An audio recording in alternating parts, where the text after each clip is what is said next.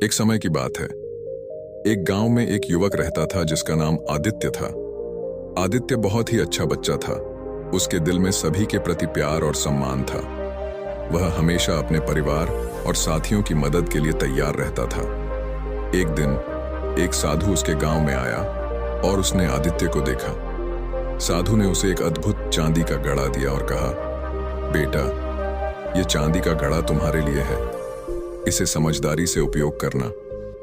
आदित्य बहुत खुश था और वह उसे अपने घर ले गया। उसने गांव वालों को बताया कि उसे एक साधु ने चांदी का घड़ा दिया है, लेकिन उसके कुछ मित्रों ने उसे इसका उपयोग ठीक से करने की सलाह नहीं दी, बल्कि उन्होंने उसे धन के लोभ में डालने की सलाह दी। धीरे धीरे आदित्य ने चांदी का घड़ा इस्तेमाल करके अपने लाभ के लिए उसका उपयोग करना शुरू किया।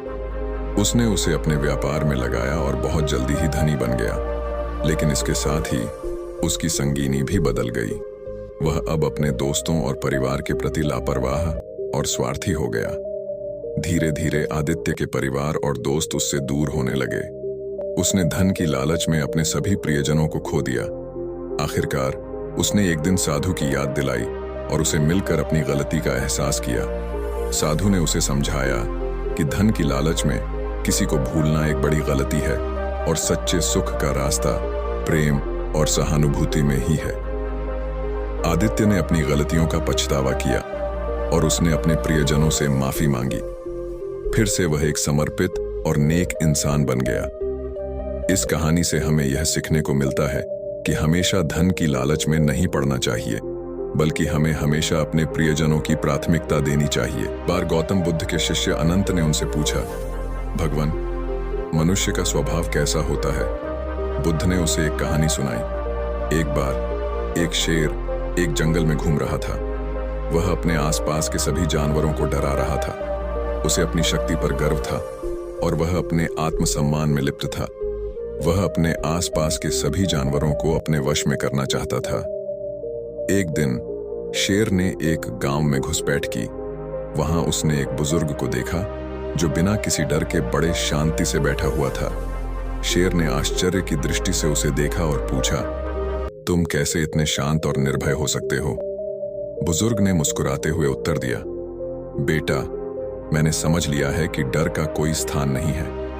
हर जीवनी का एक अपना संघर्ष होता है और डर केवल उसको और भयभीत करता है। मैंने अपनी आत्मा को स्वतंत्र कर लिया है और अब मैं सभी के साथ एकता और सहयोग की भावना से रहता हूं। शेर ने बुजुर्ग के वचनों से कुछ सीखा और उसने समझा कि मनुष्य का स्वभाव उसके अंदर की शांति और सहयोग की भावना में निहित है, न कि भय और अधिकार की भावना में। उसने अपना अभिवादन किया और उस गांव से चला गया, अपने आत्मा को शांति और समझ के साथ भरा हुआ। एक गांव में एक गरीब परिवार रहता था। उनके पास सिर्फ एक सुनहरी बकरी थी जिसके दूध से वे अपना गुजारा करते थे। उनका बेटा रामू बहुत ही चतुर और उत्तेजित बच्चा था। वह हमेशा सपने देखता था कि एक दिन वह अमीर बनेगा और अपने परिवार को सुखी जीवन देगा। एक दिन रामू ने अपने दोस्तों के साथ बकरी को लेकर खेलने की सोची। उन्होंने बकरी को ले जाकर अपने खेल में इस्तेमाल किया, लेकिन दुर्भाग्य से बकरी भाग गई और उसे ढूंढने में रामू को बहुत देर लग गई। जब उसने बकरी को ढूंढा तो उसे पता चला कि वह एक धारावाहिक निर्माता के घर में गई थी और वहां उसका खूबसूरत दूध की प्रस्तुति की जा रही थी। रामू ने इसे देखकर एक बड़ा सपना देखा कि वह भी एक दिन अपने बकरी के दूध से अमीर होगा। उसने तत्काल उस निर्माता से बात की और अपनी बकरी को उन्हें बेचने के लिए दिया। बकरी के बिना उनके परिवार का गुजारा करना मुश्किल हो गया। रामू के माता पिता उससे बहुत नाराज थे, लेकिन वह अपने सपनों के पीछे डटे रहे। कुछ दिनों बाद रामू को पता चला कि उसकी बकरी के दूध से अमीरी नहीं आती, बल्कि उसके परिवार की आजीविका। वह अपनी भूल का एहसास किया और अपने परिवार के पास लौट आया। रामू की यह कहानी हमें यह सिखाती है कि सपने देखना अच्छी बात है, लेकिन हमें अपने सपनों को पूरा करने के लिए अपने मूल्यों और परिवार को भूलना नहीं चाहिए। एक गांव में एक आदमी नामक रामू रहता था। वह गरीब था, लेकिन उसके पास एक सोने का गांव था। एक दिन एक अमीर व्यापारी गांव में आया और उसने रामू को सोने के खान का प्रस्ताव किया। रामू ने उसे अपना सोना बेच दिया और उसके पैसे से अपना खानदान संभाला। कुछ समय बाद रामू के पास बहुत सारा पैसा था, लेकिन उसकी सुख संतोष की कोई सीमा नहीं थी। वह हमेशा और अधिक पैसा कमाने की चाह में था। उसने अपने सोने के खान की खोज की, लेकिन वह कहीं भी नहीं मिला। आखिरकार रामू ने एक सोने के खान का पता लगाया।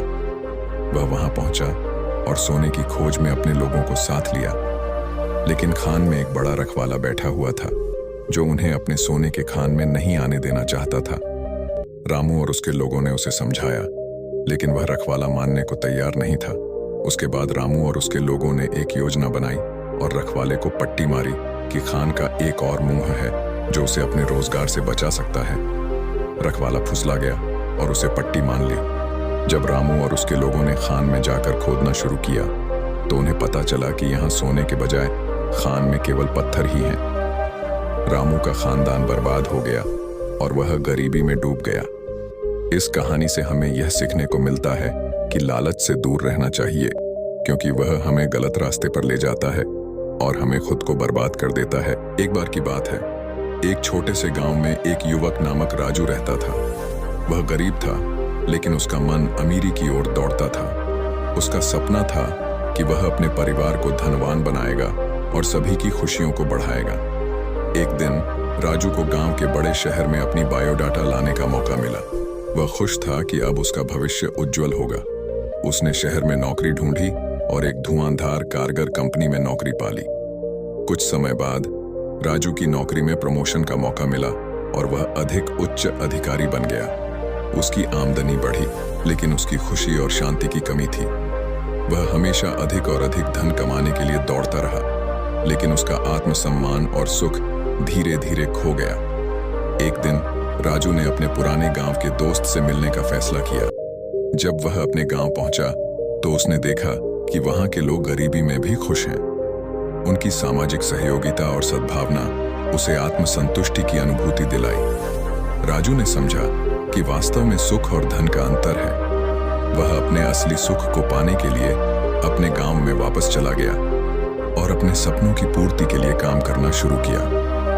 उसने अपनी खुशियों को पाया और अपने परिवार के साथ एक संतुष्ट जीवन बिताने का मन बनाया। इस कहानी से हमें यह सीखने को मिलता है कि धन के पीछे दौड़ते रहने से हमें सच्ची खुशी नहीं मिलती, बल्कि हमें सच्चे समृद्धि का अनुभव करने के लिए अपने मूल्यों और संबंधों की महत्वाकांक्षा करनी चाहिए। एक बार की बात है, एक गांव में एक गरीब किसान रहता था जिसका नाम रामलाल था। रामलाल की जिंदगी में अभाव और संघर्षों का सिलसिला लगा रहता था, लेकिन वह हमेशा आशा और उम्मीद से भरपूर रहता था। उसकी पत्नी सुमित्रा भी उसके साथ हर मुश्किल में हौसला और साथ देती थी। एक बार बारिश के मौसम में गांव में बाढ़ आ गई और सभी खेत और घर बह गए। रामलाल के परिवार को भी बाढ़ के पानी ने घेर लिया। उनके पास कुछ भोजन नहीं था और वे अपने भविष्य की चिंता में डूबे रहते थे। उस समय एक दिन रात को रामलाल को सपना आया। उसका सपना उसे एक बड़ा तिजोरी दिखाता था जिसमें सोने और चांदी के सिक्के थे। सपने के बाद रामलाल को यकीन हो गया कि उसे अपने खेत में कुछ खजाने मिलेंगे। अगले दिन रामलाल ने अपने खेत को खोदने का निर्णय लिया। उसने खेत में खोदते हुए एक पुरानी पुस्तक मिली जिसमें एक बड़ी तिजोरी के बारे में लिखा था। वह तिजोरी खोजने के लिए उसने खेत में और भी खोदने का निर्णय किया। खोदते हुए रामलाल ने वास्तव में एक पुरानी तिजोरी खोजी जिसमें सोने और चांदी के सिक्के थे। उसने उन्हें निकाला और उनकी मदद से अपने घर का मुख्यालय बनाया। रामलाल का खेती का लाभ हुआ और वह और उसका परिवार अब धनवान था। उन्होंने गांव के अन्य गरीब लोगों की मदद की और उनकी सहायता की। रामलाल ने समझा कि सपनों का महत्व है, लेकिन काम करने और मेहनत करने की भी जरूरत होती है। इस कहानी से हमें यह सीखने को मिलता है कि सपनों को पूरा करने के लिए मेहनत और संघर्ष करने की आवश्यकता होती है, लेकिन उम्मीद और आत्मविश्वास से भी काम करना चाहिए। एक बार की बात है, एक छोटे से गांव में एक बुद्धिमान व्यक्ति रहता था जिसका नाम सोमनाथ था। वह बहुत ही नेक और ईमानदार था। लोग उसे बड़ी इज्जत देते थे और उसकी सलाह का आदर करते थे। एक दिन गांव में एक नया व्यक्ति आया जिसका नाम रामलाल था। रामलाल काफी बड़े आत्मविश्वास के साथ आया था और अपने आप को सबसे अच्छा साबित करना चाहता था। वह गांव के लोगों को अपने तरीके से उलझाने लगा और सोमनाथ की सलाह को नजरअंदाज करने लगा। सोमनाथ ने इसे ध्यान में रखा और रामलाल को सलाह दी कि वह अपने अहंकार को छोड़कर समझदारी और सम्मान से बात करें। लेकिन रामलाल ने सोमनाथ की सलाह को नजरअंदाज किया और अपने तरीके से ही आगे बढ़ा। धीरे धीरे रामलाल की बेहाली और उनकी अहंकारी आदतें उसे बड़ी मुश्किल में डालने लगी।